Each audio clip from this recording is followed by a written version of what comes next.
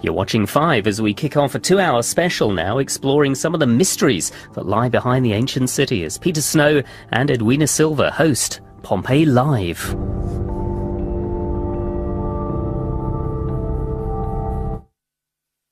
At lunchtime, on a hot August day in 79 AD, this mountain exploded without any warning.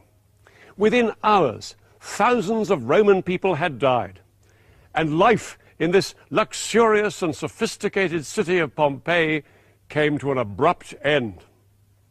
When the volcano struck here at Herculaneum, which is just around the Bay of Naples, the city was buried under 5 times the amount of rubble as Pompeii, leaving us with an extraordinary legacy.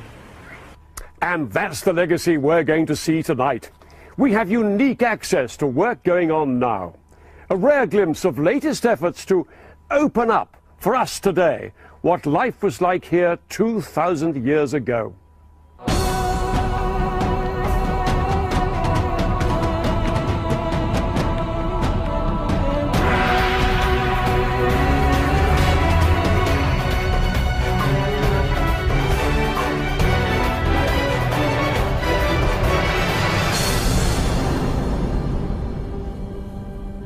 Welcome to Pompeii Live. You join us tonight in 2 of the most spectacular Roman cities in the world.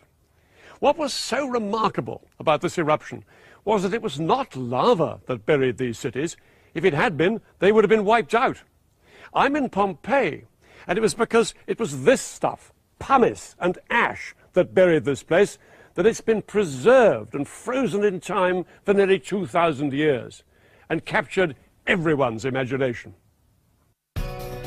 The houses and the streets stand today as a lasting reminder of everyday life in a busy Roman city, a unique snapshot of a comfortable and highly developed lifestyle. Pompeii has yielded both wonderful and heartrending insights into how the Romans lived and died. Perhaps this is what most sticks in people's minds when they think of Pompeii, the last agony of an ordinary human being captured so vividly in plaster. Later in the programme, we'll be discovering not just how these people died, but how their bodies were preserved. We'll also be going behind the scenes, into areas that the public never see, to reveal what made the Romans live so well. I'm in Herculaneum, just a few kilometres from Pompeii. It's a coastal town, smaller than its more famous neighbour, but in many ways even more interesting. When Vesuvius erupted, Herculaneum was buried by this stuff, volcanic material known as pyroclastic mud. So far, only a quarter of the site has actually been excavated. I'm standing here where the beach would have been in Roman times. If you look up there, you can see how over 20 metres of molten mud and rock completely engulfed the whole town. But Herculaneum is crumbling. For the last year and a half, 5 has been following the progress of the Herculaneum Conservation Project, who are striving to save this site. Already, they've made some remarkable discoveries.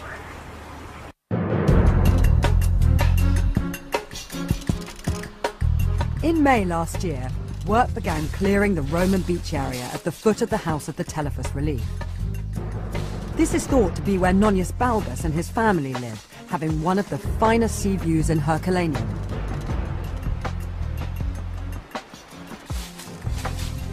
An earlier excavation had revealed what looked like the skeletons of a baby and a dog.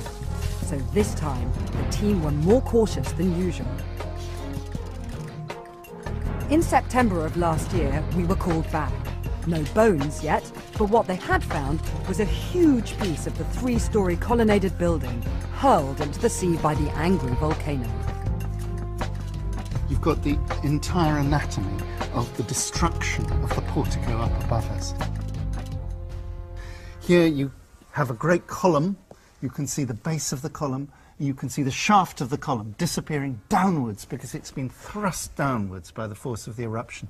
And there are bits of tiles, roof tiles probably, and here's a great wooden beam, another great wooden beam under it. So you've got all the structures from up there thrown down by the force of the eruption. Incredible. I mean, it really shows you the force, doesn't it? That's what it's so interesting about Yes, it's an avalanche of solid rock but liquid rock, just flowing through the site, and everything that can be swept away by it is swept down. Extraordinary. And tonight we're going to see the results of that very important rescue work. I'm with Andrew again, who's the director of the project. Andrew, tell me, why is the work that you're doing here so important? Well, this site is incredibly precious. It opens a unique window on the ancient world, but at the same time it's very, very fragile. When this project started, it was literally falling to pieces. There were roofs broken, frescoes falling from the walls, weeds growing everywhere. And what we're trying to do is stop that. So how did the site get into such a place where it really needed your help? Well, what people don't understand is that archaeology creates a risk. They think of archaeology as something that saves the past from being buried, but it doesn't. It exposes the past to destruction. And unless you put money and effort into conserving it, maintaining it, looking after it, and this is very, very expensive, no politician ever understands, you will lose it to a second destruction. So just so I understand this, you're saying that the minute the site gets excavated, it starts on a cycle of decay instantly? It does. I mean, well, listen, we'll see more of the team's work later, so join us with them later. Later in this special live programme, we'll be revealing in detail what happened when Vesuvius erupted. The energy is in the order of tens of nuclear explosions. We have privileged access to a house in Pompeii where we witness a poignant moment just before the city died. And do you think he escaped? Our behind-the-scenes tour also includes a storeroom in Herculaneum full of exquisite artifacts. It's a loaf of bread. A loaf of Roman bread. I wouldn't recommend you eat it. And we'll be going into one of Herculaneum's most important buildings, still buried by the volcano, the Basilica, to reveal its latest secrets. And with me here tonight is Guy de la Bedouillère, historian and expert on Rome and everything Roman. Now, Guy, what is it that excites you so much about Pompeii? Peter, every time I've come here over the last 30 years, walking through the gate into this place is like walking through a portal into the Roman Empire, a time machine. And just give us a picture, before we start the story of what happened to those people on that dreadful day, give us a picture of what they're doing. It's lunchtime, 24th of August, AD 79. Let's put it into context. Pompeii is a Roman city. Like every Roman city, it's got all the public buildings, the forum, the marketplace, the basilica. It's got theatres, the amphitheatre, it's got shops, brothels, laundries, everything is going on. But on the 24th of August, it's an extremely hot and sultry day. It's the middle of the day. Perhaps some people are just finishing up work for the morning, thinking about the midday meal. Others are planning perhaps an afternoon in the baths, where they're going to cut some deals, meet their friends, that sort of thing. But then, it all goes wrong. And they have no idea what's going to happen. And that's the story we'll be telling right the way through this programme. Thank you, Guy. Later in the programme, we'll see just how well preserved these cities are. But first, what drew people to live in a place right underneath a deadly volcano? The ancient cities of Pompeii and Herculaneum were built literally in the shadow of Mount Vesuvius. Pompeii lies just 6 or 7 miles off there to the southeast, while the smaller city of Herculaneum is even closer, just 4 or 5 miles off there to the southwest.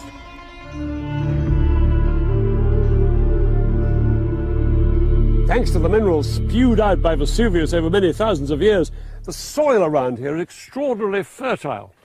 All sorts of crops flourish here, in particular the grape and the olive.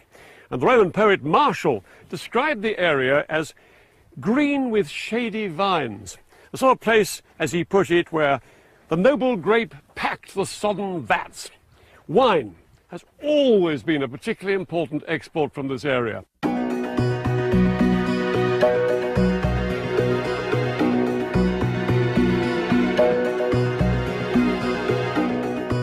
It was the soil and the agricultural abundance around here that first drew settlers here up to 3,000 years ago. Centuries before the Romans conquered this area, it was occupied by the Etruscans, the Greeks and the Samnites. But there was one problem. The region's great fertility came at a terrible price: the ever-present threat of volcanic eruption.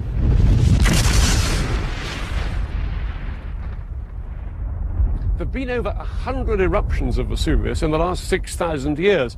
The most infamous, the one that buried Pompeii and Herculaneum in 79 AD. So at that moment, where are we in the spectacular story of the rise and fall of Rome? Rome's history starts in 753 BC with the legend of Romulus and Remus. 509 and the Republic is established, but the rise to power is a struggle.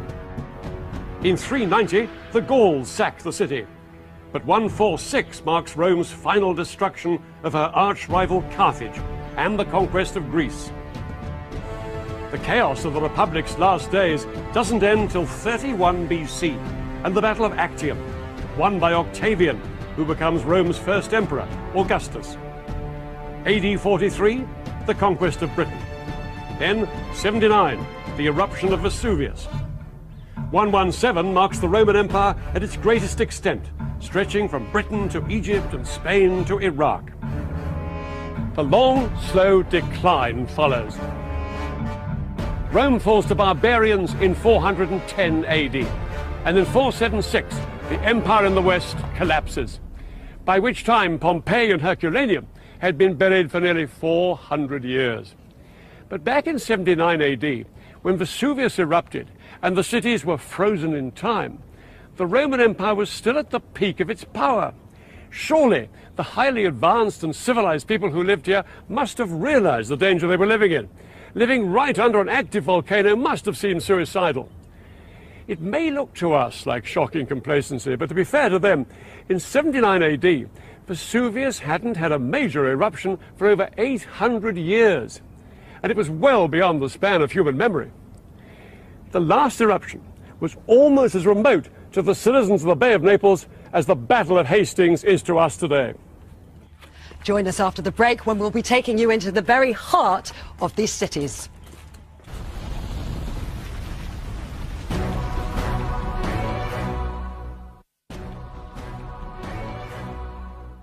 Welcome back. Well, while most of Herculaneum is still buried, a great deal of Pompeii has been excavated. Let's just go back now to life hour by hour, through the eruption that suffocated Pompeii and roasted Herculaneum.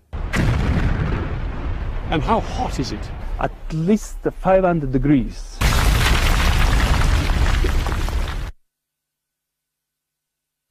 Well, while most of Herculaneum is still buried, a great deal of Pompeii has been excavated. Let's just go back now to life prior to the eruption in Pompeii. And we now know that the day before the town came to such a brutal and unforeseen end, there was actually local election campaigning in full swing. Nothing ever changes. Here in Italy, just 2 days ago, they were holding a referendum about whether to reduce the powers of local government. So, let's see what sort of a city Pompeii really was like in Roman times. Here's Guy.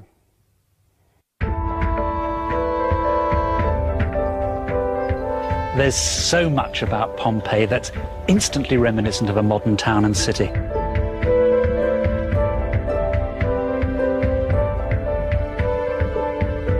It had public buildings, places of worship, markets, shops, houses, even a fully fledged public water system. At least 10,000 people lived here, possibly as many as 20,000.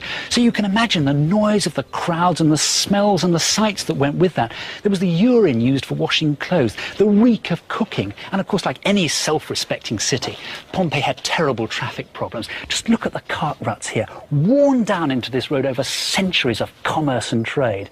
The other thing about the roads, though, is that these were open sewers. Pompeii didn't have buried sewers. The Romans weren't always that brilliant at water management. The filth used to flow down here, so the good burghers of Pompeii walked across on these stepping stones to avoid literally standing in the filth of life that was Pompeii at its height.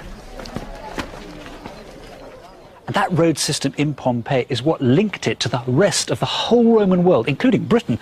This is the road that brought traffic in from Herculaneum, just a few miles up the coast. And it brought that traffic down this main road to the heart of Pompeii, the Forum.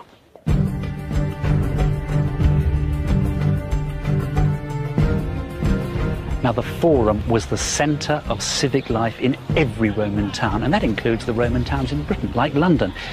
It was a political, commercial and religious centre where people came to see and be seen, cut their deals, show their loyalty to Rome.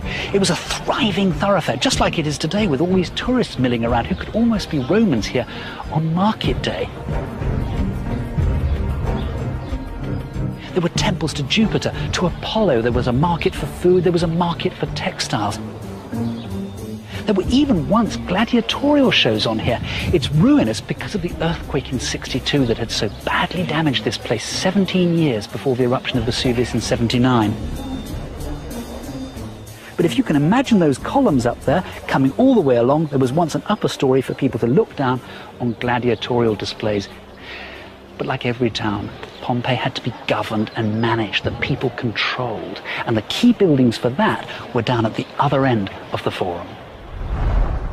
This is the Basilica, Pompeii's law court, one of the most important buildings in the city, one of the most important buildings in any Roman city. And if it looks familiar with this nave, the aisles, the columns that once reached all the way up to the roof, well, you'd be right. The Christians, much later on, adopted this building form for churches, but the Basilica started out life as the Roman law court building. This is where the magistrates heard disputes between neighbours over property, disputes between traders, that kind of thing.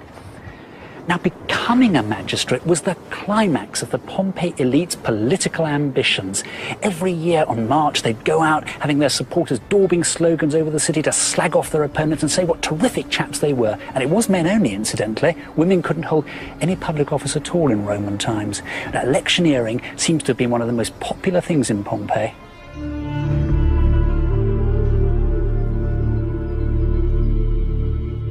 Pompeii's public buildings like the Forum and the Basilica are fascinating enough, but what makes this place really special are these winding back alleys where you can see everything from bakeries to shops, bars, private houses, and even getting on for, if you can believe it, nearly 40 brothels.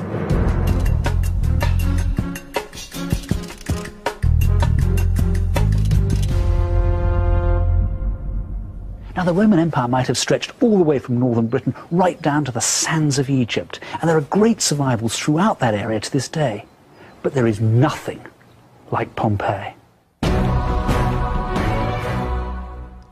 I'm in Herculaneum, right at the other end of the site. Here, we're at the edges of the current excavation, and up there is the modern town of Herculaneum, perched on the very top of this cliff. Now, I'm joined with Andrew again. Andrew, tell me, where are we in the ancient city? Well, we may be on the edges of the excavation, but we're actually at the heart of the city.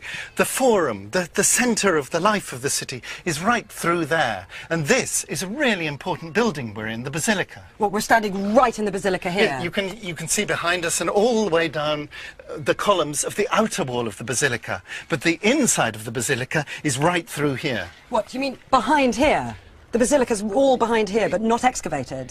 Only partially visible with tunnels, yes. So tell me, recap, because I know we've just heard about the Basilica in Pompeii. Yeah. But what exactly is a basilica? Well, a basilica is one of the really important civic institutions. It's where they have their law courts, and it's also a really important place for the public life, for honouring people, including Nonius Balbus, who's the guy who built this basilica, and there were statues of his family here. So tell me a little bit more about what's actually been going on here, what the team's been doing. Well, when we arrived, this whole escarpment had collapsed completely, and we've been working all around the edges of the site, trying to control this collapse, and we cleared this all away. Well, we're going to join up with Paola here, who's the architect. Hi. Paola, look, if I just rubbed past this on before, and it's volcanic material that's just falling out of my hand. It's crumbling. It's got to be dangerous, this. How have you been stabilising this area? Yeah, this is actually one of the more dangerous and very fragile excavation hedges, yes, compared also to the other ones along the side. This one is extremely fragile because of the different cooling temperature and the speed, the solidification. So let me just make that clear a second. So you're saying that this site here, this edge, is particularly crumbly because of the way that it cooled during the volcanic eruption. Yeah, it's due to the pyroclastic flow that came and the speed it takes to become solid. So at this edge it's crumbly, but what further down I've seen pyroclastic mud. Did that cool in a different way? Yeah, exactly. For instance, along the shoreline, because of the contact with seawater, the volcanic material solidified very quickly. So it became like a rock. Right, and up here, it's crumbling. I mean, even the camera people, I can see it, I can hear it I'm crumbling. nervous of you provoking I know, a and the collapse. houses above it. So what have you been doing to stabilise it? Yeah, exactly. This is a very difficult challenge for us to try to stabilize because, as you said, we have the houses of the New York on the top. So what we try to do is to stabilize as it is and try to build walls and try to waterproof the top. Stop the water from making it worse and become softer. Exactly. Very difficult work. This is a yes. Well, later on, we're going to go down a tunnel that I can just see over there, right through the volcanic flow and into the heart of the basilica. First, see you later. Well, now, Guy, in that wonderful tour you've just given us of Pompeii there, you paint the picture of quite an advanced civilization. Was it really, though, honestly, that civilized? It's sort of yes and no. If you took a Roman out of the Roman world and brought him to a modern British city like London or Manchester or Birmingham, he'd get it. He'd get the fact that you've got municipal government, law and order, a system of weights and measures, a way that we live together. We get a lot of our ideas about civilization from the Romans. But the other side of it is that the Roman world is a really very brutal place, a cruel place. I mean, goodness me, Pompeii's amphitheatre was closed for 10 years because of a violent riot between rival supporters, let alone the ghastly things that went on in the amphitheatre at Pompeii and in Rome and everywhere else. And the way they treated slaves and women? Of course, that's the other thing. The Roman Empire was built on slaves. Slaves were the machines of the Roman world. Millions upon millions of them lived nasty, short, brutish and hard lives. As for women, they had virtually no political identity and virtually no legal identity. No say really at all in their own lives. Oh dear. Edwina, I'm not sure you'd have approved of the way you've been treated in the Roman Empire. I think I would have done just fine, Peter. Now, Herculaneum may have been smaller than Pompeii, but it still had its fair share of important buildings. Andrew's got to know the city very well over the last few years, and I joined him on a special tour of Herculaneum's secret places, many of which are not open to the public.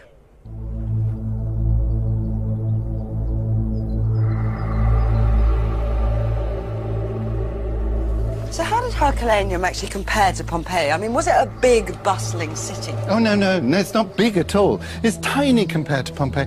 It's maybe 4,000 inhabitants. Pompeii's got about 20,000. But the astonishing thing is that in such a small town, they could have all the great public monuments. They could have their basilica, they could have their baths, something to be proud about locally. Do they know how this place started? The ancients thought of it as founded by Hercules, the greatest of all heroes, Hercules, and that's why they call it Herculaneum, the city of Hercules. And he's the local hero, they're very proud of him. Good myth, but what about archaeologically? In reality, probably 4th century BC, the earliest traces of occupation. And these walls, they look like they might have seen some action in their time. They were actually rebuilt at the end of the 1st century BC. By the local big man, Nonius Balbus, not for defensive purposes, but because he wanted a beautiful city.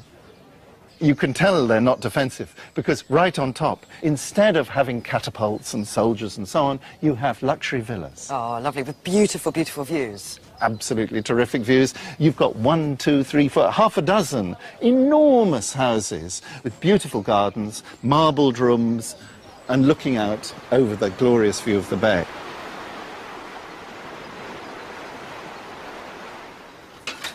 Gosh, we're pretty high up here, Andrew. We sure are. There are not many places in the Roman world where you can come up this high in a Roman apartment building. We're 2 entire stories above the shops at the ground level. Come in here. Here's one of these apartments. Nice, it's not bad, actually. It's perfectly decent. There's a room here and a couple of rooms behind. And are there any examples like this in Pompeii? Absolutely not. Pompeii only survives up to 1 floor, generally. If you're very lucky, you get a bit of the next floor. In Herculaneum, we're right under Vesuvius, and the amount of volcanic material that cascades down on the site, preserving it up to 25 meters or so, allows, when it's really well constructed, like this beautiful block here, then it survives up to this extraordinary height. It's one of the really rare possibilities in the Roman world of understanding what it was like to live on the top floor. In here we've got the suburban baths, which are absolutely the most magnificent baths surviving from the Roman world. And this is just the entrance hall, I take it? Yes, that's right. We've got this high arched structure with the light coming in from above. But it's so grand. I mean, does this mean that it was just for the rich? Absolutely not. No, any citizen, any free person can come here and bathe together. And it's a vital part of Roman life. So would you and I be able to have come here and had a bath together? Men and women should not bathe at the same time. Sometimes they obviously did because they kept on passing laws to say, you mustn't do it. The thing is, they bathe stark naked.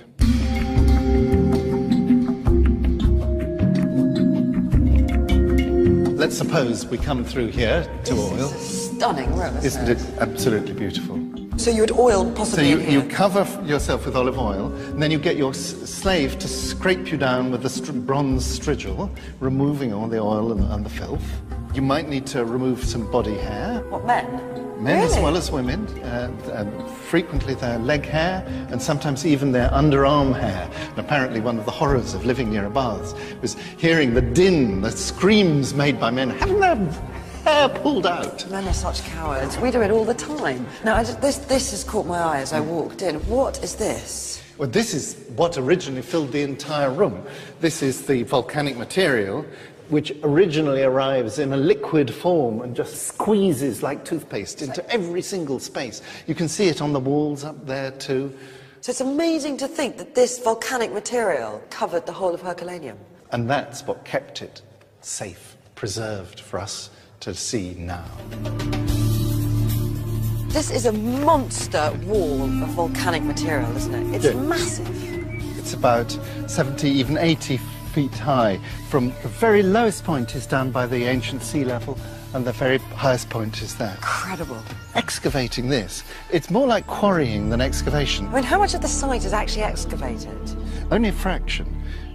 Up there in the far corner, you can see the corner of the Forum. A forum's in the middle of a town. That means we've got about a quarter of the site. It must be tantalising to know that there's stuff underneath. There are areas where we are desperate to get in. We're right on the corner of the Forum, of the Basilica. We know that there are inscriptions right there on the edge of our dig. Of course we want to get into it. And some little progress can be made. But there's one thing to do that. It's another thing to expose the entire ancient city. But 2,000 years ago, people in these cities were just picking themselves up after a previous disaster. The fact is that 17 years before the eruption of Vesuvius, a huge earthquake flattened much of Pompeii and Herculaneum. But by 79 AD, these people had no idea that they were on the threshold of a much worse catastrophe.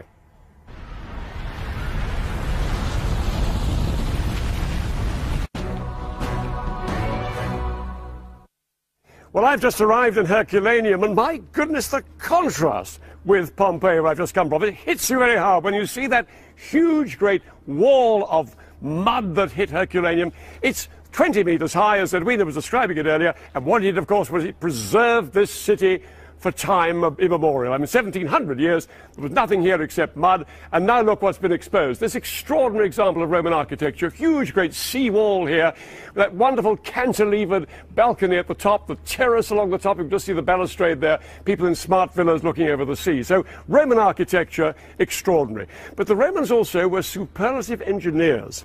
Take their aqueducts, for example. Now, the Aqua Augusta, which poured water, fresh water, down from the mountains in the centre of Italy into these cities, that was a wonderful feat of engineering. Not just an icon of civilization, Roman civilization, but a sensational example of what they could do in engineering terms, as Guy reports.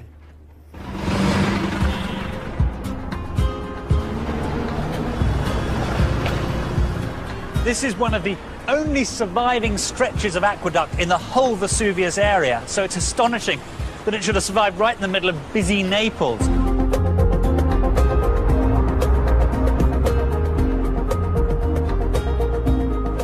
pretty much what anybody would imagine a Roman aqueduct to have looked like, an arcade of arches with a water channel running across the top. But the reality is that the Romans only used this type of structure to carry water across low-lying areas like valleys. Most aqueducts were in fact buried channels. There's more than 100 miles of aqueduct in the Vesuvius area. This is part of the Aqua Augusta, which fed Pompeii and Herculaneum. It was built by the Emperor Augustus about 80 years before the eruption of Vesuvius. An awful lot of it are these underground tunnels with vaulted roof, and down here hydraulic concrete. The water flowed along the bottom. The idea of the height was so that a man could come down here and inspect for blockages and damage.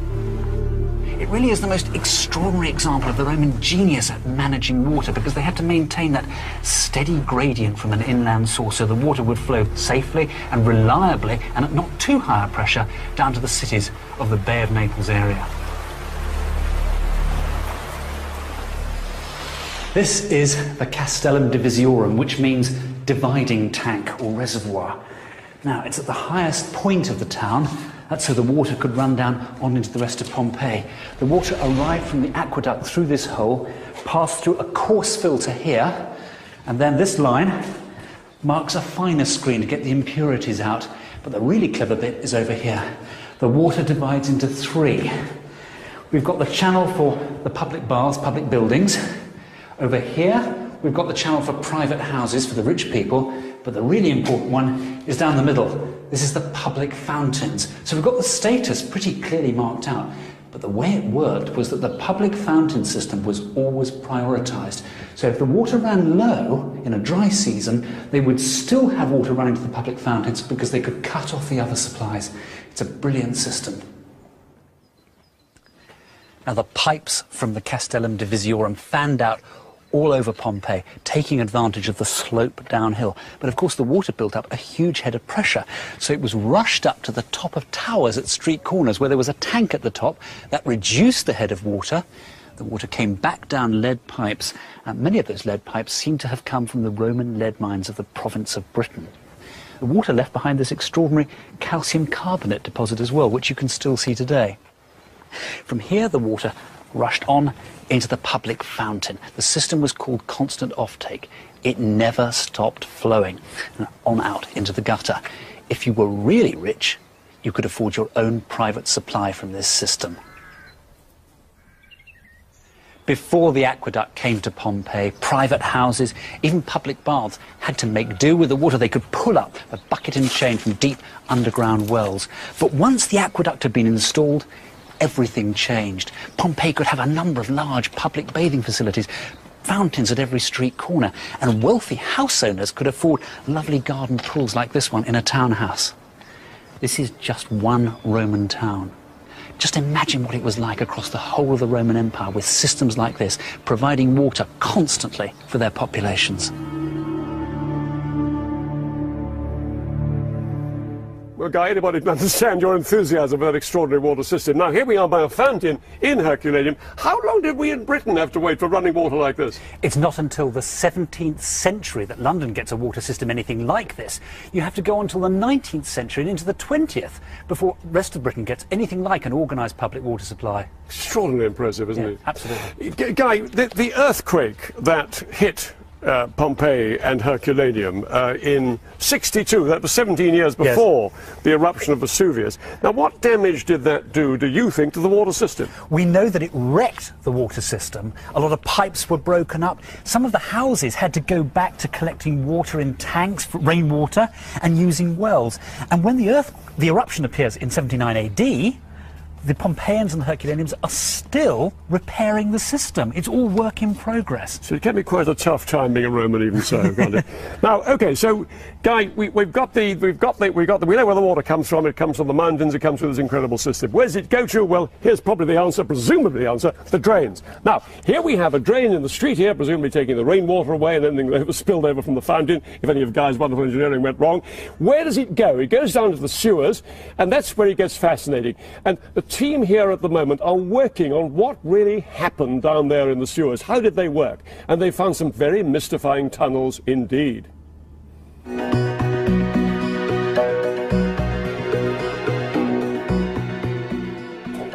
Nemo, this place is Stunning. Beautiful tunnels. It's a vast tunnel network. The scale of it really took us by surprise when we first came down here.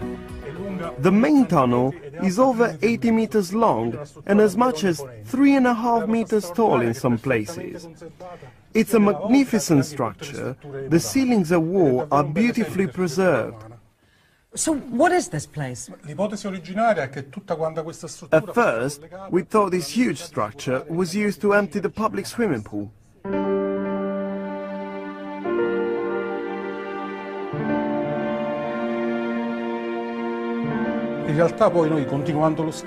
But in fact, when we started investigating the site, we found out it could have had a completely different purpose. We now think it could have been used as a massive cistern because of the rounded walls. They're typical of Roman cisterns. Mimo, I noticed all these holes. What are they? What were they used for? They're drainage holes that run down from latrines in the houses above. So does that mean it's definitely a sewer? It was undoubtedly used as a sewer, but it's got some very unusual features. It's a sealed system. We haven't found any outlet to the sea. It's more like a gigantic septic tank. Is that surprising? Do Roman sewers normally empty in the sea?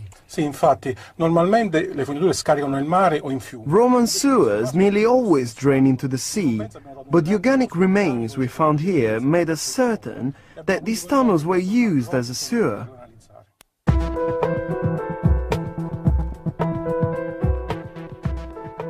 We asked Professor Mark Robinson to come and analyze the material.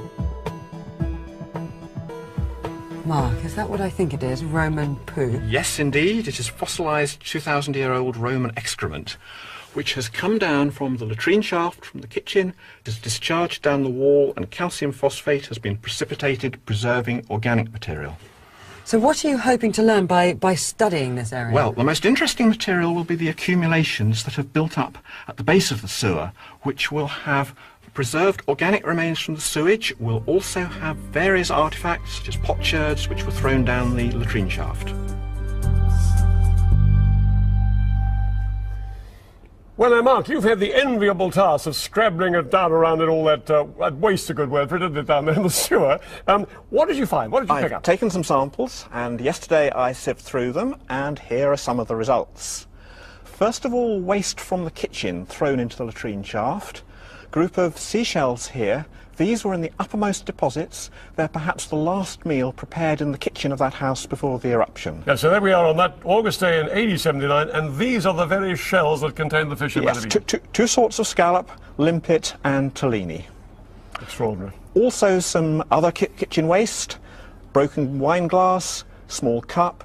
Here's part of an oil lamp, and most interestingly, it's got part of an eagle showing on it. The wing there, the head with the eye on it.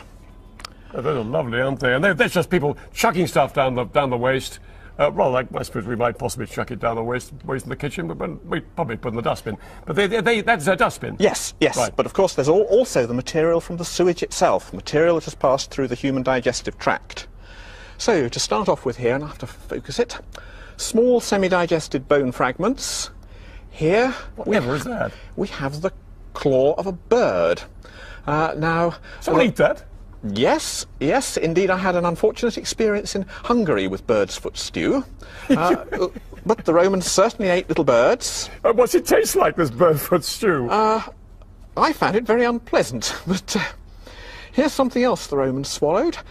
Small fish bones. They made a type of fish sauce called garum, and it contained small fish. And if you eat it, you will eat the bones. How tasty do you think that was, Mark? Very, very pungent. Perhaps a liquid version of Bombay duck. Right. Over here, something else rather strange, at least strange to us to eat. This is the spine of a sea urchin.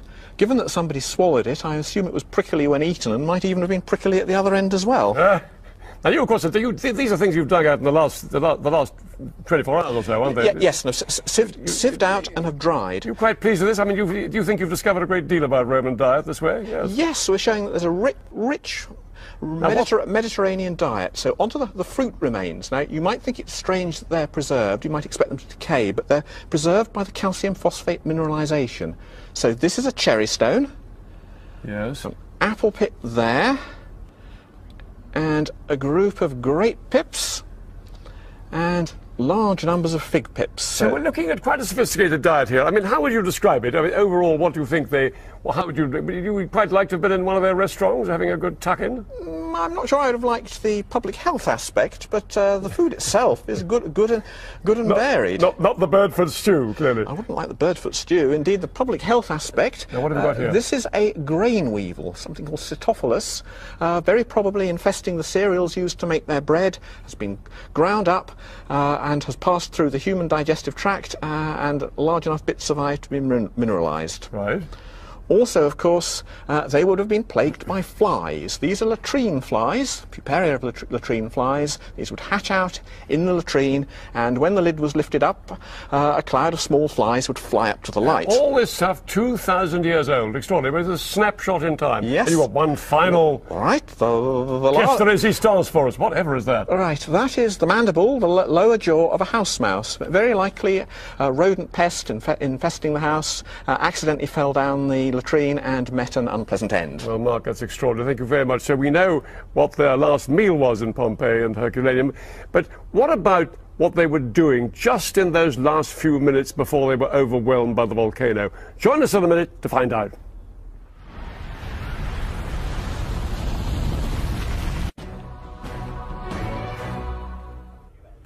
Welcome back. Imagine an ordinary morning in August 79 AD. Some fresco painters in Pompeii are at work in a large house as Vesuvius's basement begins to rumble. To them, it's just another day. They have no idea what is about to happen.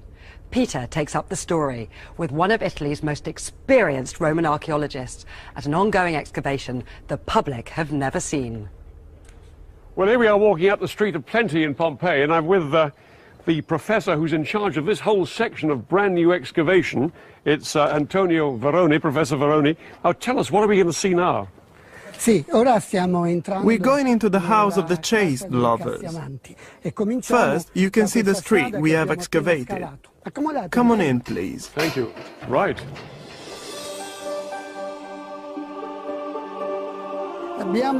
We stopped digging for the time being.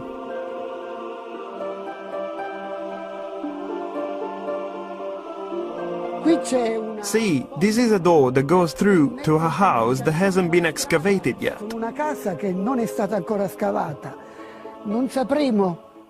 We won't know for many years what's behind that door. You could find treasures, you could find bodies, you could find a family life in there. You just don't know. Knowing that this door connects you with a world that's 2,000 years old is very humbling. Fantastic. And over here? This site is linked with the block of the chase lovers. That's an ongoing dig. I'll show you some of its most interesting elements. You can show us that now. Sure. Thank you. Thank you. Thank you. This is the house of the painters at work, which is partially excavated. I'll show you the main room, which gave the name to the house.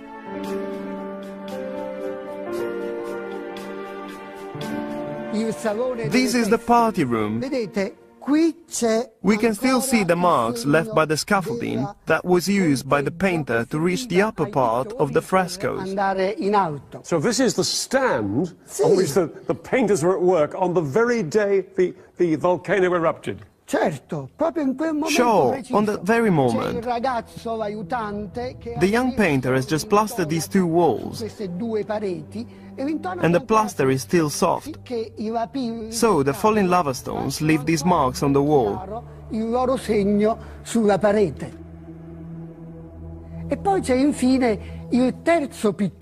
And then there's the next painter, the master painter or pictori magnarius, who's painting the main picture.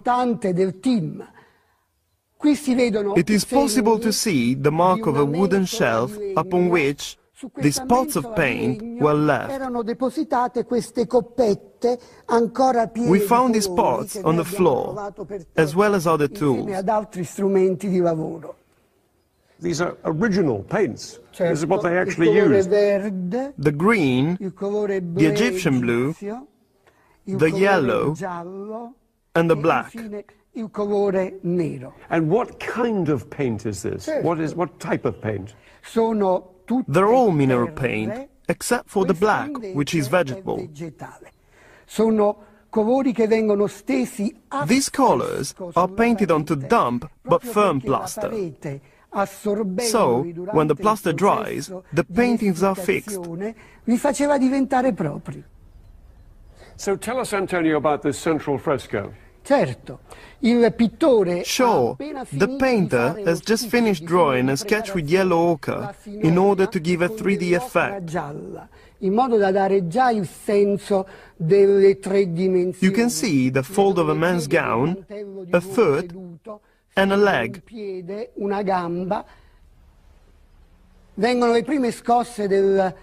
But suddenly, they feel the first tremors of the earthquake that precedes the eruption.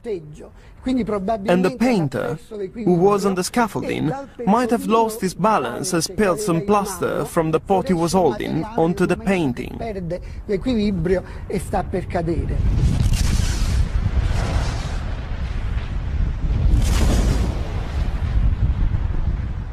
And do you think he escaped? I'm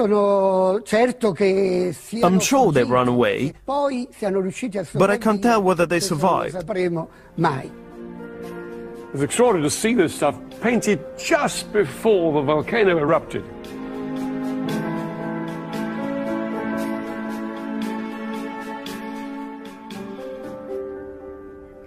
So picture the scene in Herculaneum and Pompeii on that hot, sultry afternoon, rather hot as hot as it is this evening here in Herculaneum. And you've got the people there looking up at this mountain behind them, which suddenly explodes. And a huge, great column of hot ash and rock shoots up above the volcano and hangs there above the cities. Now, they've no idea, these people, what's going on. They are utterly amazed and stunned. They've never seen anything like this before, and they're totally surprised by it. So perhaps the best way to tell the story of what happens now is from the crater of Vesuvius itself.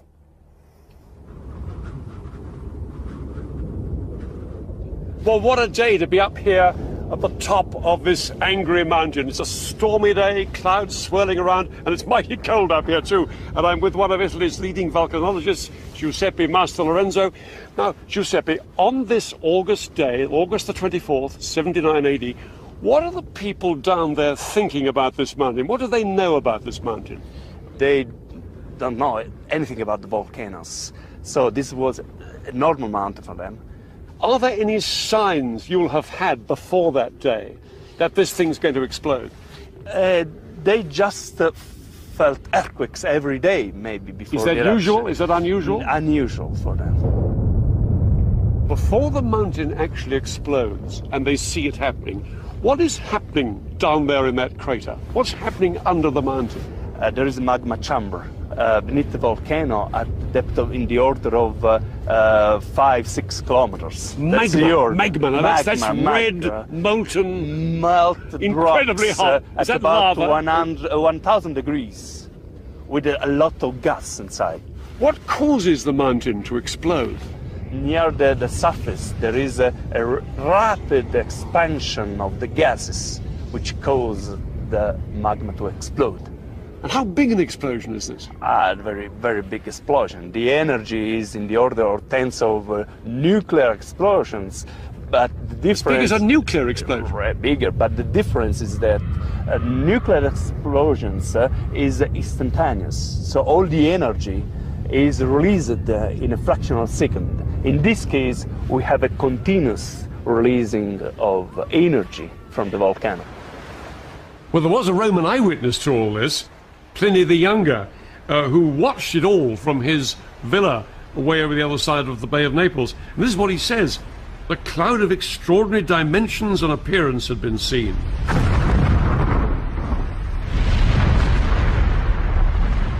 Like an immense tree trunk, it was projected into the air and opened out with branches. The maximum elevation, the maximum height of this column was 33 kilometers. 20 miles? Yes, right. All afternoon and the early evening, people are running away or looking up at this extraordinary great plume above Vesuvius, which is still staying there. Yes. Then something happens. What happens later on that night? There is a collapse, the first collapse of the column. It is a terrifying event because all the material in the sky falls down. It's causing the production of hot avalanches expanding everywhere in all directions from the volcano. It is a lot of debris and gas, very fine ash, moving down at the beginning at the speed of a hurricane. And how hot is it? At least 500 degrees.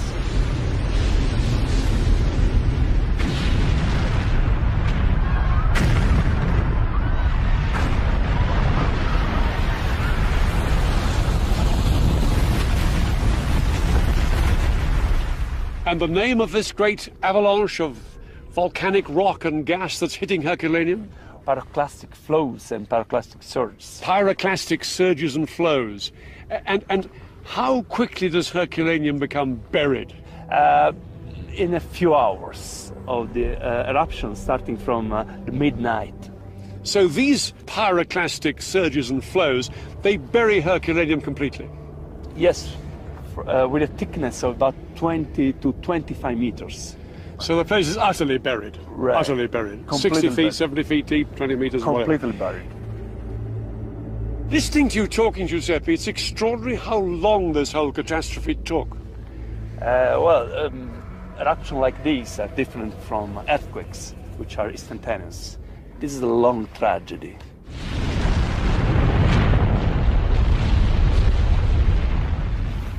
A long tragedy indeed. Now, Guy, what do you think the people who managed to escape from all this, as they were escaping, if you like, what did they think had happened? Why did they think it had happened? They literally thought it was the end of the world. I mean, they had no idea it wasn't all over the rest of the world, that it wasn't just here. And imagine the sky this dark in the middle of the day, along with all the noise and the horror. Some of them thought they'd seen the shadows of giants coming out of the ground. Others thought the gods had completely abandoned them. And it was absolutely terrifying. They had no idea how a volcano worked, or even that Vesuvius was a volcano. Now, Pliny the Elder, the uncle of the chap who wrote that wonderful account about the eruption, he was commander of the fleet up the coast, but he was also a natural scientist. He was fascinated in things like volcanoes. He came down here to rescue people, but also because he was desperate to find out what was going on, to investigate it. And he died. I'll be back in a moment to tell you just what happened to those people who tried to escape. We're back here at the edge of Herculaneum's site in the Basilica, and we're about to go into the tunnel there that has only just been reopened for the first time in a generation. In fact, no cameras or members of the public have ever been down there before. I'm with Andrew again.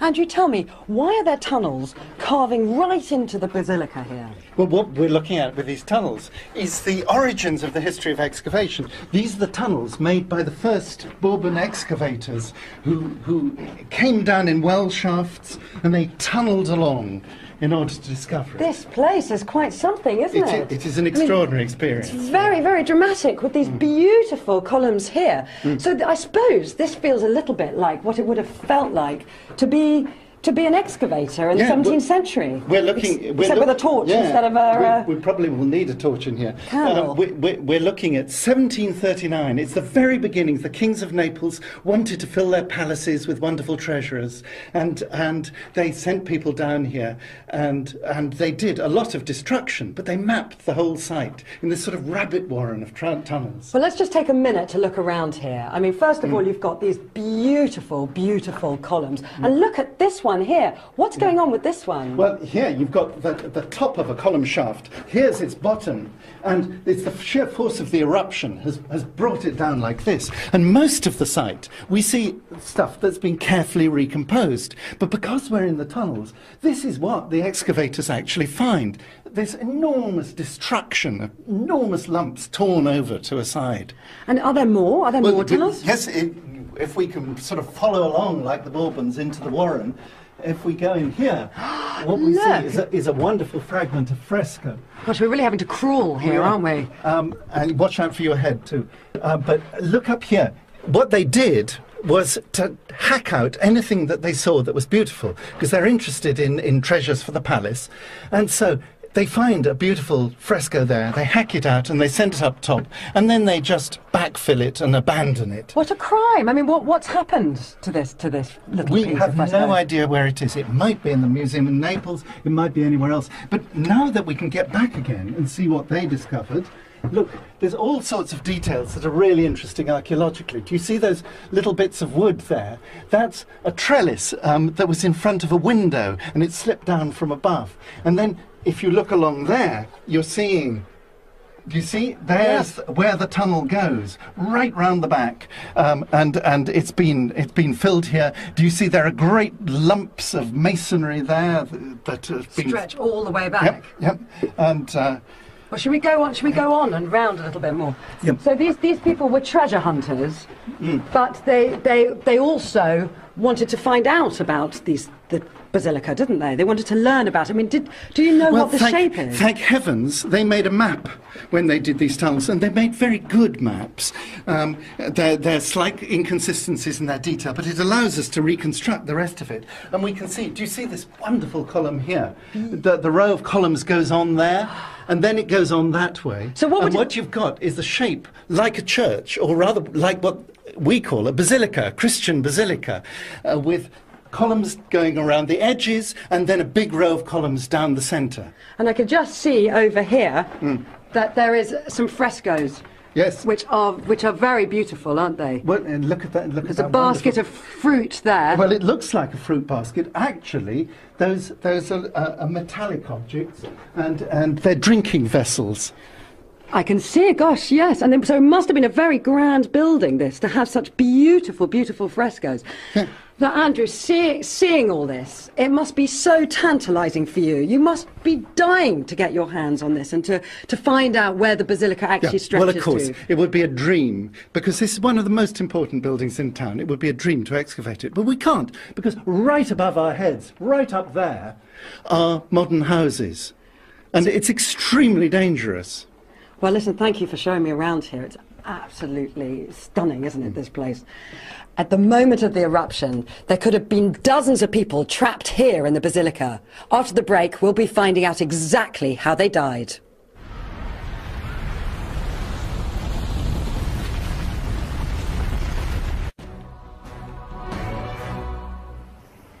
Now just imagine the scene here in Herculaneum. It's 12 hours after the eruption of Vesuvius up there. So near you can almost see it in the dark, it's so close to Herculaneum. And that great column of ash and rock above Vesuvius suddenly collapses. And it comes roaring down in what's called the pyroclastic surge, we heard Giuseppe saying there.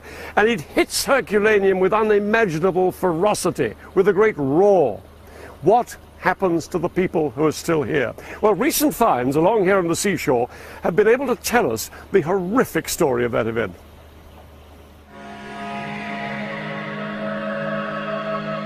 Well, here we are now on what used to be the beach of Herculaneum, and Giuseppe Mastrorenzo and I are joined by Pierpaolo Petroni, who's a bioanthropologist. Pierpaolo, what did you find on the beach? Here, it's hard to imagine, but there was the onset beach of Herculaneum, there was the sea, and this is a 20-meter tuff deposit, deposited during the eruption. And here inside we found other victims.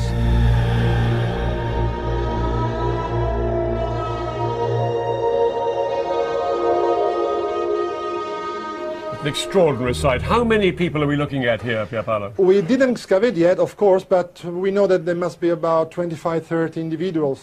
And most of these people was just sitting at the time of the emplacement of the first sergeant, just like this one, few standing.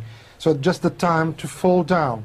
But here we have this pregnant woman, because a few years ago, just at the starting of the excavation, in the beginning of the 80s, were found some very small bones of a fetus within the pelvis of this woman.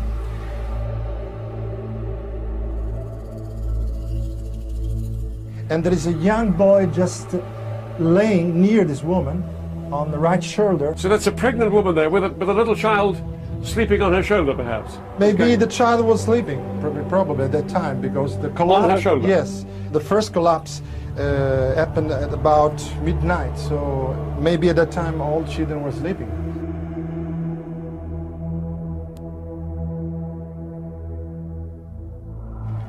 Giuseppe, how did they die, these people? Well, these people died due to the pyroclastic surge. The pyroclastic surge, that's this great blast of heat that instantly kills them and burns their flesh. Right, pyroclastic surge is a turbulent cloud including a lot of particle, fine particle, at very high temperature and with a lot of gas inside, mostly steam. You can see directly from these victims the tridimensional position of these people just due to this effect, very sudden effect of the heat on these people. So the soft tissues were very rapid substituted by the hot ash. Because when you excavate a skeleton, you always find it flat on the bottom, but not in this case. Now, what were these people doing here? I think that these people was just waiting for the hand of this catastrophe. They didn't know anything about eruption. Very probably they knew about earthquakes. Maybe that's why they're here inside, because this place is very safe for an earthquake, but not at all for the eruption. Now, Pierpaolo, what happened out here on the beach? We've seen what happened inside. What was the experience of people out here? We have some evidences here that some of them had a kind of impact.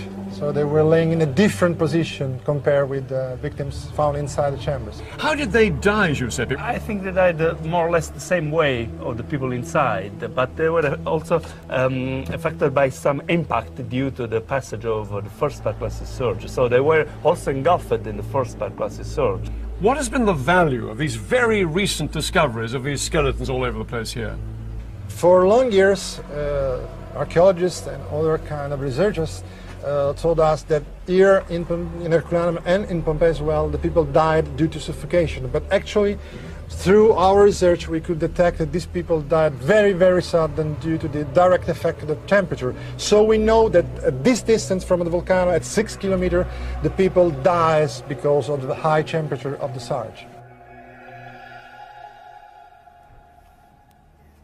So that's what happened to those people in Herculaneum here who tried to shelter in these boat sheds. And what happened to their bodies was utterly different to what happened to the people in Pompeii. These people in Herculaneum, their flesh literally vaporized in seconds. But in Pompeii, because their flesh decayed on their bodies very slowly in the light ash that landed beside them, so a cavity formed in the shape of their body over the years.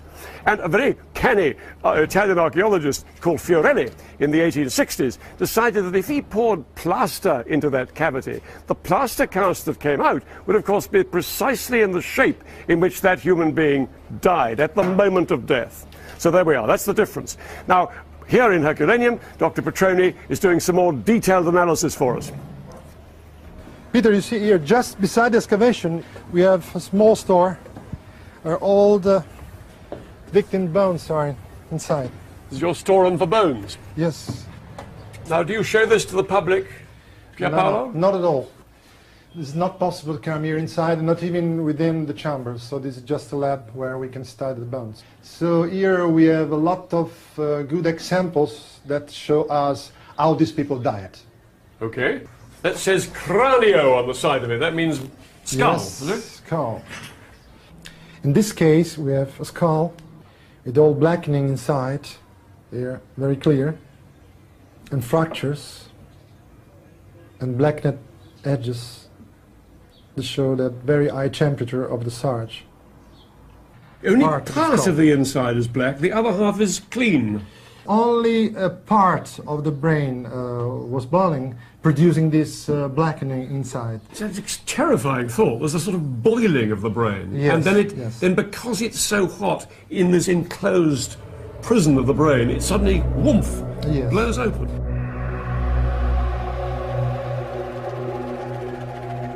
The people who managed in Pompeii to be seen to be doing that, or to be apparently consciously reacting, did they know that something serious was going wrong?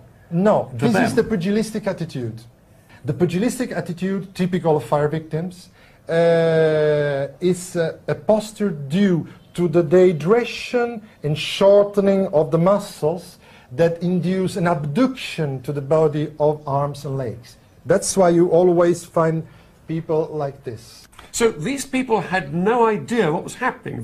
They hadn't time to think, my goodness, I'm dying. No, died in less than a fraction of a second. Then their hands and feet underwent thermal-induced contraction in about 1 second. Here we have a good example of a contracted hand. In fact, all the hands and feet of these people underwent thermal-induced contraction. So just in 1 second, they got this kind of contraction of upper and lower limbs. In this case, hand, and here we have a cast of the foot contracted, just in a natural position. This is the frontal part of a fetus of 7 intrauterine months. So it's a very, very young life. Extraordinary, tiny little bones of this unborn child. Surely irony is that the people themselves knew as little about what was happening to them at that moment as this fetus. It's Yes. extraordinary, isn't it? Andrew, seeing this space, the College of Augustales, as it is now, it's really hard to imagine that once upon a time it was full right to the brim with volcanic material. It must have just gushed in here. Oh yes, it's a wave after wave of the pyroclastic flow, just overwhelms the site and fills it right up. So you can see 20 feet above our head, there are those wonderful frescoes, and then do you see the carbonized wooden beams which run right round our heads? And all that is preserved by this terrific destruction. I mean, it's a very grand building, this. What was it used for? Well, it's a clubhouse. It's a clubhouse for this really interesting group, the Augustales, the priests of Augustus. And what's interesting about them is that they're ex-slaves, they're citizens, but they have been promoted, and they have been promoted to this club. And they worship the emperor. And right here, there'll be a statue, probably, of the Emperor Augustus. And their job is to worship him. And this would have been the clubhouse. So slightly like a Nouveau-riche clubhouse. It's the best club to belong to. And it's in quite an important area, isn't it? It's got the basilica and the forum nearby. So it must have been quite important as a building. Yes, the ex-slaves here are keeping their end up. The town councillors will have their place over there, and they're part of a context of important people. We have to look at these. These are so beautiful. I think they're the most beautiful frescoes I've seen in Herculaneum. What's going on in this picture? This is Hercules. In fact, both frescoes are the same hero, Hercules, who is, of course, the hero of the town of Herculaneum. And Hercules is sitting here. He's just been promoted to become a god. And when you think of it, it's very nice. There's Hercules, he's become a god. There's Augustus, who was an emperor. He's been promoted to a god. And then there are the members of the clubhouse, and they're slaves who've been promoted to citizen, and then they've been promoted to members of the club. It's all very fitting, isn't it? Yeah. I mean, there's beautiful, beautiful, vivid colours here. And these frescoes have been really well preserved, haven't they? Now, I'm going to go and meet Monica. Hi, Monica. Hi. Now, you're part of the project, aren't you? The chief conservator. Tell me what's been going on with this pillar. I know you've been worried about this pillar, so you've been doing some work. What have you actually been doing? Yes, this lower part of the decoration was completely detached from the wall. The inside layers were gone, so we had to fix it to the wall again, injecting material, lime and volcanic sand, mortar. You actually used the volcanic sand? Yes, just the same, yes. We inject it, but mostly we really fill it in because it is so open, you see.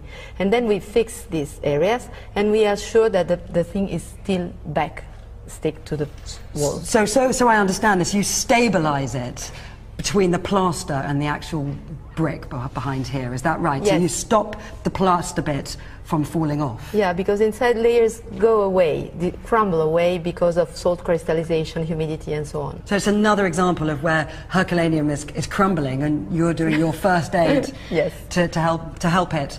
Well, we're going to catch up with you later on, yes. So we'll see you then. Okay. So what do they do with works of art that they discover in these two cities, in villas like this one here, for example? Now, this little house is called the House of the Relief of Telephus, after this rather fine relief over here. Here's a chap called Telephus on the right. He's the son of Hercules, and rather unkindly, Achilles on the left over here stabbed him with a spear, but Achilles is rather worried because if he doesn't take the spear out and sort out Telephus, he won't capture Troy. So it's all a bit of a mess. Now, that relief is actually a plaster cast, like these are plaster casts over here. These things up here, these magnificent discs, are actually oscilla, and they oscillate. The marble originals would oscillate in the wind. Lovely feeling in this beautiful courtyard here, those oscillating in the wind, waving around. Now, these originals are all in museums, but we've had particularly exciting access. Edwina's been in there with Andrew, access to a storeroom in which we see some of these artifacts that the public simply don't get a look at.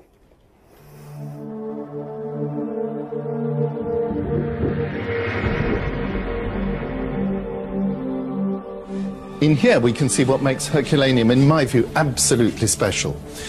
This is where the carbonized wood is preserved. Look at this gallery of wood, that's incredible. It's a treasure trove. Here, for instance, we have a bed. You can see the wooden frame and cross pieces down there, and then round the edges, this beautifully worked edging material with marquetry. You don't find beds, you don't find wood in normal Roman sites. In Herculaneum, there are a couple of dozen wooden beds surviving, and not just beds. Why in Herculaneum? That's all to do with the way the site is destroyed, this pyroclastic flow. We're talking about intense heat, 400–500 degrees centigrade, and it cooks the material. Look at this. Look how black it is, and you see the cracks across it. That is a wooden chest that has been subjected to intense heat. It's been put in a furnace. All the vapor goes off it instantly, and it turns into carbon.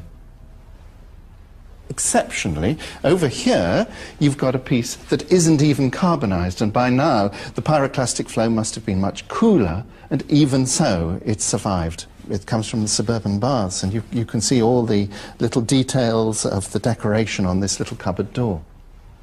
It is astonishing to be able to look at a real piece of wood that survives from over 2,000 years ago. There's so much stuff here, Andrew. There's benches, tables. What's this? That's a bit of a winch for winching up the rope from a well. So you've got very practical stuff. And look at this, and the detail. This is a household shrine. It's built like a temple. So you've got these columns, and they're beautifully fluted. They've got little Corinthian capitals up there. So in miniature, it's as if you're going into the temple, you open the doors of the temple, and there were little statuettes of your household gods.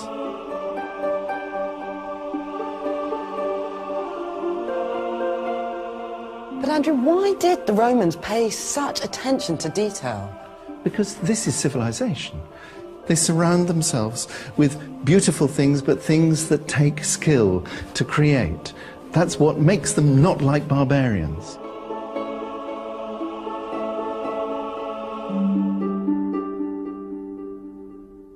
So is it just wood that was preserved here at Herculaneum? No, it's not wood, it's any organic material. So there's cloth. Over here you've got a bit of a basket, some sort of wicker basket, possibly for fishing. And here is one of the most absolutely astonishing things from the site. It's a loaf of bread. That is mind-blowing.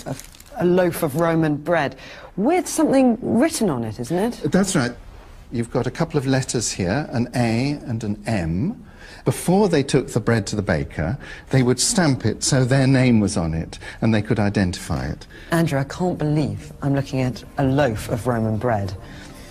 I wouldn't recommend you eat it, but at least you can get a very good idea of what it was like for an ancient Roman. Well, that woodwork is quite extraordinary. Now, joining me is an expert on architecture. He's an architect, and he's with the Herculaneum Conservation Project team, Jonathan Rizzi.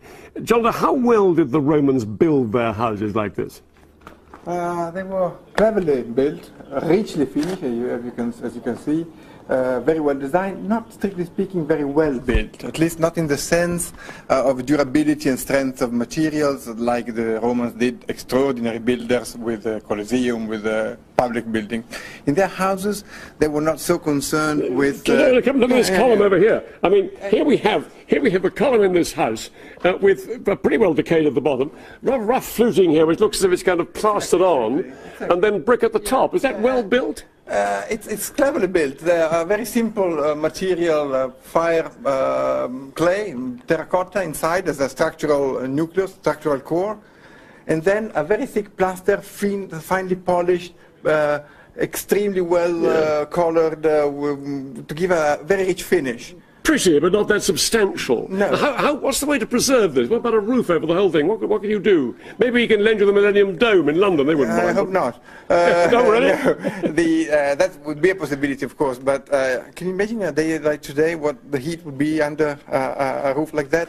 But apart from that, there are other reasons. I think that the most interesting thing of Herculaneum is the feeling of being in an ancient city. If you cut the relation with the sky, with the sea, with the Vespuccium. Okay, so what do you do? I mean, just try and put roofs over the houses. We should do what we are doing, repairing the existing roof, putting back new roofs where needed be, with some prudence and carefully, because we don't want to turn the place into a Disneyland. And a huge challenge it is. Jonathan, thank you very much indeed. Thank you. Thank you. Behind the scenes in Pompeii, there's another remarkable structure that the regular visitors never get to see. Its survival gives us a snapshot of street life as the city died. It's a bakery with a restaurant behind, which looks like it could still be trading today.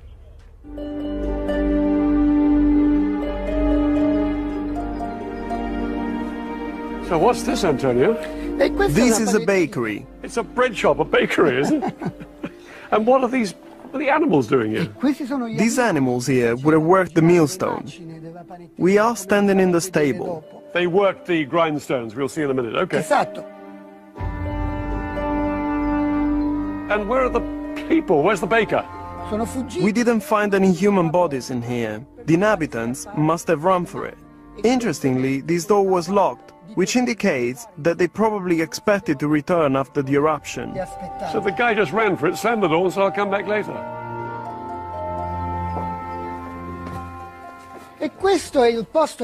This is where the donkeys and mules worked. There would have been two wooden sticks tied to the animal's collar. They probably whipped the donkeys, who would in turn make the mill spin. The grain was poured in from the top and then ground into flour.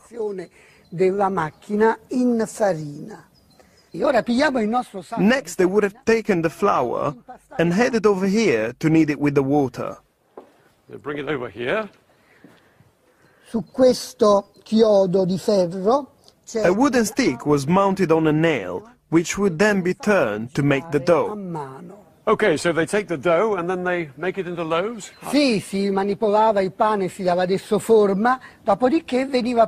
After they shaped the bread, they brought them to the oven. As you can see, it is very similar to the ones that we use today to make pizzas. Aha! And what's it taste like, this bread? I've never eaten it. You're supposed to know these things, you're an archaeologist. Once the bread was baked, it was brought to the wooden counter. You can still see the marks on the floor. There's a wooden counter here. The customers came in off the street. And this is interesting. It looks as if someone didn't have enough money to pay for his order. So the baker keeps a tally of the transaction on the wall. Oh, wonderful. So they could sort of make a tab up and come back and pay the next day. Wonderful. And these are just figures, Yes, they're numbers. Money, numbers of coins or money or whatever. We'll never know, but we do know that they are numbers, accounts of some kind. Una cosa molto interessante. This was not only a bakery. We also believe it might have been a restaurant. Un locale di ristorazione, come ci mostra questo triclinio. Questo è un affresco famoso perché ha dato il nome a questo. This is a very famous fresco because it gave the name to this site, the house of the chaste lovers.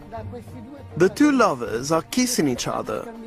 The kiss is passionate, yet chaste. Ma cazzo.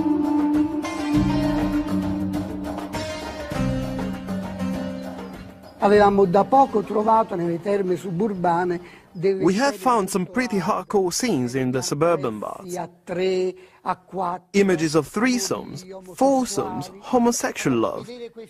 So, seeing this couple who just kiss, a kiss has never offended anyone. That's why we call it the house of the chaste lovers. Nessuna latitudine, e allora casa dei casti amanti. Unusual for a Roman fresco about love, isn't it? Normally one expects something more explicit. Certo.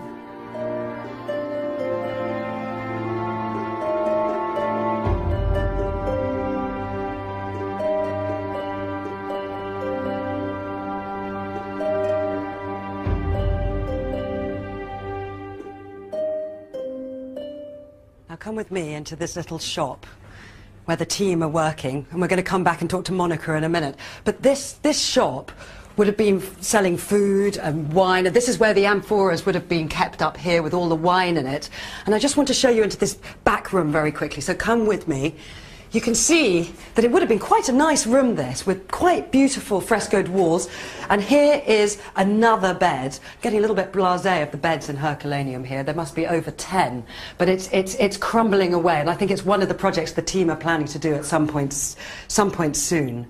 And over here, they're busy working and rescuing this fresco here, working behind there. And I can see this area. Hi, Monica again. Hi. I've joined Monica again. Talk to me about what's going on here. Here you see it's an area similar to what we saw before, but it is even worse. It's just bulging out. And we have to fix it back and be sure that it doesn't fall down. I mean, it looks like it's literally like a boil exploding out behind there. Yes. So you're having to do the same work and fill it with volcanic material and lime. Yes, it's the same. And stabilize it. But here we have another problem. Is this area? You see, this is the paint layer which is flaking off. Oh yes, I can see. So we yes. can lose the body. In this case, it's a body there. So this is here is a fresco behind here. This is a fresco, A lost fresco that hasn't been seen for quite some years. We have some pictures from the archive of the Superintendenza around 1957, and they show the scene is there. It's quite dirty already. So in order to do that, we have to soften these areas because we cannot push them back. And for that, we are trying to clean out this crust, this grey crust. And I can see, I mean, it would be such a tragedy if this crust, if all this paint fell off, because there's a body under here, isn't there? You can see Yes. that. And I can see here that there's another body here. So this is an example of some work you've already done, is it? Yes, we are trying to understand how to dissolve, to soften that layer, to push back those flaking of paint layer. And in the meanwhile, we are understanding how to clean it. And how long will a whole area like this actually take you? Oh, this is long. We are trying, and it is quite long. I think to clean it and to have it finished at least 4 months, 5 months. Really? As Yes, long as that? For an yes. area like this? Yes, I think. Well, listen, good luck with the rest of your rescue work here. Thank you. Well, many of the items recovered in these villas all around here, across the street here, all these lovely houses, they really remind us of domestic items that we have 2,000 years later. It's quite extraordinary. And Andrew's been showing us around his storeroom to show more of these wonderful items.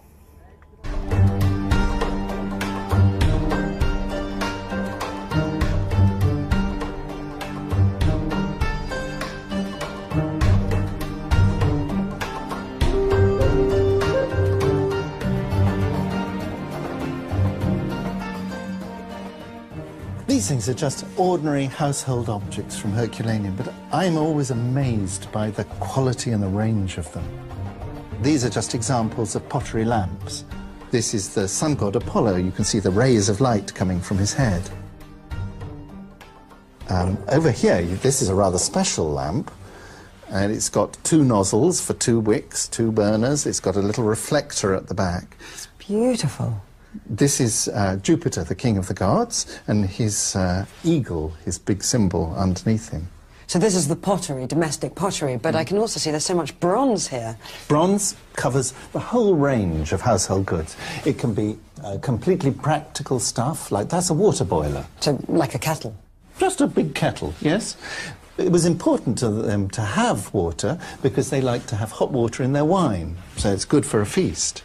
Just as you get pottery lamps, you get bronze lamps. This is a really top-range lamp, and it's got a great big handle which is turning into a sort of sea monster. And in the beak of the sea monster there's this shell, so you can have a wick in here, one light burning there and one light burning down there. The craftsmanship is just wonderful, isn't it? Everyone was individually made. I mean, even these little pots and pans. This is particularly a good example. This is a sacrificial pan. So how do you know that? You see, it has a special shape with a boss in the middle. You put in a little flour and fruit and nuts, and you pour it onto the altar, onto the burning flame. And because it's so special, you treat the details. Here's a ram's head at the end, and where the handle joins the pan, you've got another little head. And then look at these little figurines here. These figurines are household gods. These are really precious objects. You put them in the little shrine, the little wooden shrine in your house. This one's Hercules. This is the god of the town. You can tell it's Hercules because he's got his big bushy beard. He's got his muscular torso. Over his left hand, he's got his lion skin. In the right hand, there would be the club. Would they have prayed to these? Yes. They make little offerings. That's why they need little sacrificial pans. And then there's a stunning object here. What is that? Oh, this is an extraordinary thing. That it's only just come out of restoration. It had been sitting in this storeroom all dirty for years.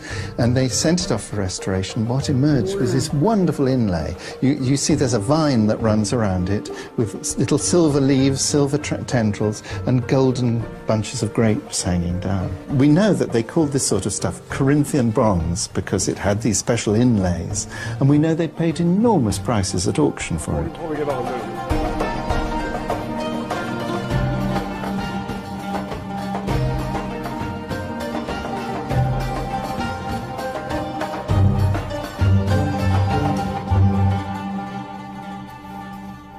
Well, I'm afraid there's anything like as elegant as that in my kitchen at home. It really is wonderful stuff. In our final part, in just a moment, we'll be looking at one of the most lovely things that they've just been able to reveal to us here, one of the recent discoveries that they've made here. And also in our final part, we look at what would happen to the millions of people around Naples and that terrifying mountain Vesuvius today if it erupted again in 2006.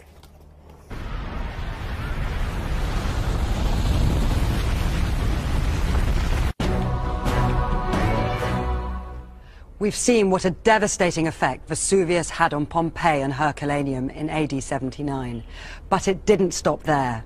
The volcano has erupted many times since, most recently in 1944. So what's the likelihood of it erupting again right now? Peter has been finding out.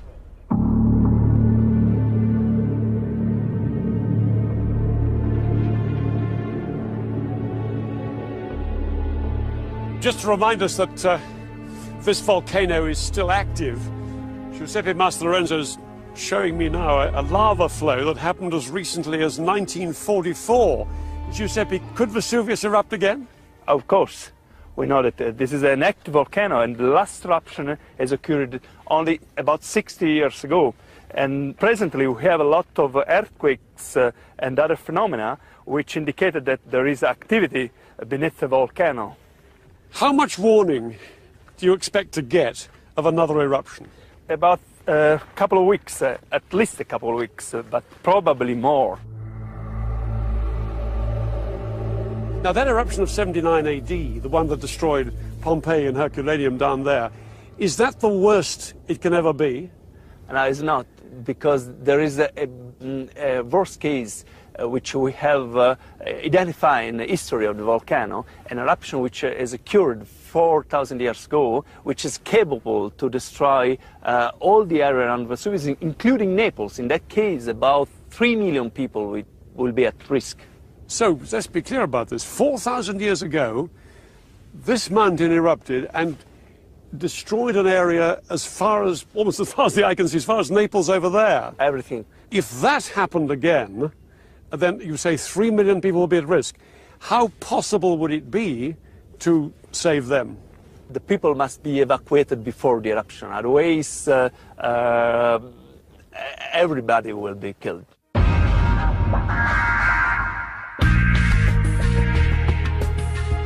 Well, this is the Vesuvius Monitoring Center in Naples. This is the director, Dr. Giovanni Macedonio. Now, Giovanni, what's happening to Vesuvius right now? Now Vesuvius is quiet. Just in this morning there was a very small earthquake. Would we feel this kind of movement if we were there right now? Nobody can feel this movement. It's very small. It's very small. The magnitude is 0.2 Richter scale. So now, what is the likelihood of a big eruption on the scale of the one of 79 AD?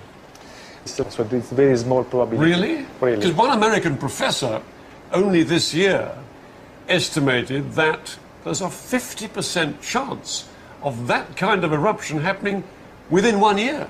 Could he be right, this guy? I mean, no, he cannot erupt in the next year, for sure. How do you know? Because all the signals that we monitor 24 hours a day show us that there are no anomalies in these signals. Well, for the sake of those people who live around that volcano, let's hope you're right.